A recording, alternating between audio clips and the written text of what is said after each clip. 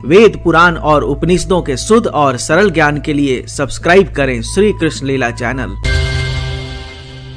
श्री गर्ग संहिता के वृंदावन खंड के अध्याय 25 के अनुसार आसुरी मुनि, जो कि भगवान के बड़े भक्त थे, अपने ध्यान में नित्य श्री कृष्ण का दर्शन करते थे। एक दिन अपने ध्यान में काफी कोशिश करने के बाद भी श्री कृष्ण का दर्शन नहीं कर पाए तो वे दुखी होकर शिव जी के पास कैलाश पर्वत पर गए। शिव जी यह बात पहले से जान चुके थे कि श्री कृष्ण का दर्शन नहीं होने के कारण आसुरी मुनि दुखी हैं। आसुरी मुनि ने हाथ जोड़कर शिव जी से पूछा कि भगवान, मुझे श्री कृष्ण भगवान का आज दर्शन नहीं हुआ है, कृपया मुझे बताइए कि उनका दर्शन कैसे होगा। श्री महादेव जी बोले कि श्री कृष्ण ने श्री राधा और गोपियों के मनोरथ को पूरा करने के लिए एक महारास का आयोजन किया है, जिसमें 6 महीने की एक रात्रि बनाई है। महादेव जी ने कहा कि इस महारास को देखने के लिए उनकी भी तीव्र इच्छा है और वे इसे देखने के लिए वृंदावन जा रहे हैं। शिव जी ने आसुरी मुनि से कहा कि वो भी उनके साथ शीघ्र चले, जिससे श्री कृष्ण का दर्शन हो जाए। तब महादेव जी और आसुरी मुनि श्री कृष्ण दर्शन के लिए ब्रज के यमुना तट पर पहुँचे।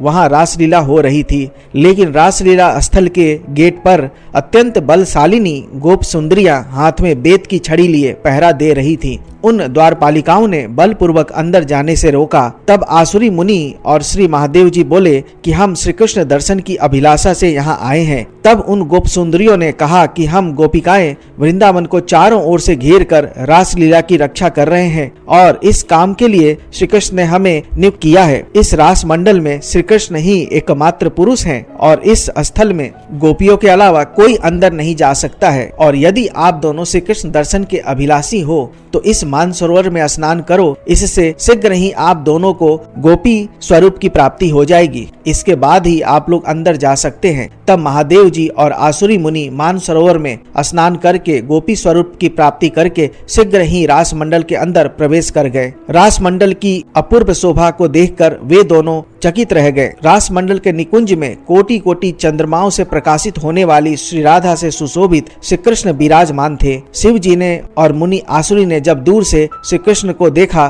तो हाथ जोड़ लिए और भगवान कृष्ण का स्तवन करने लगे। तब श्री राधा सहित भगवान श्री कृष्ण प्रसन्न हो मंद मंद मुस्कुराते हुए बोले, तुम दोनों ने 60,000 वर्षों तक तप किया और इसी से तुम्हें मेरा दर्शन सुलभ हो पाया है। तुम दोनों मन के अनुसार कोई भी वर मुझसे मांग लो। तब शिव जी और मुनि आसुरी बोले कि भगवान, आपको नमस्कार है। आप दोनों प्रियतम के चरण कमलों की सनिधि में सदा ही वृंदावन के भीतर हमारा निवास हो। आपके चरण से भिन्न और कोई वर हमें नहीं चाहिए। तब श्री कृष्ण भगवान ने तथास्तु कहकर उनकी प्रार्थना स्वीकार कर ली। तभी से शिव जी और आसुरी मुनि वृंदावन के वंशीवट के समीप रास मंडल से मंडित यमुना नदी के निकट निकुंज के पास ही नित्य निवास करने लगे। शिव जी आज भी वृंदावन में गोपेश्वर महादेव के नाम से मौजूद हैं। श्री कृष्ण ने श्री महादेव जी को यह वर भी दिया कि जो कोई भी मनुष्य व्रज वृंदावन में आएगा, उसकी यात्रा वृंदावन में महादेव जी का दर्शन करने के बाद ही सफल होगी। ऐसा इसलिए है क्योंकि महादेव जी श्री कृष्ण के सबसे बड़े भक्त और वैष्णव हैं। श्री राधा के बाद शिव जी ही श्री कृष्ण के सबसे बड़े भक्त हैं। जय राधा कृष्ण।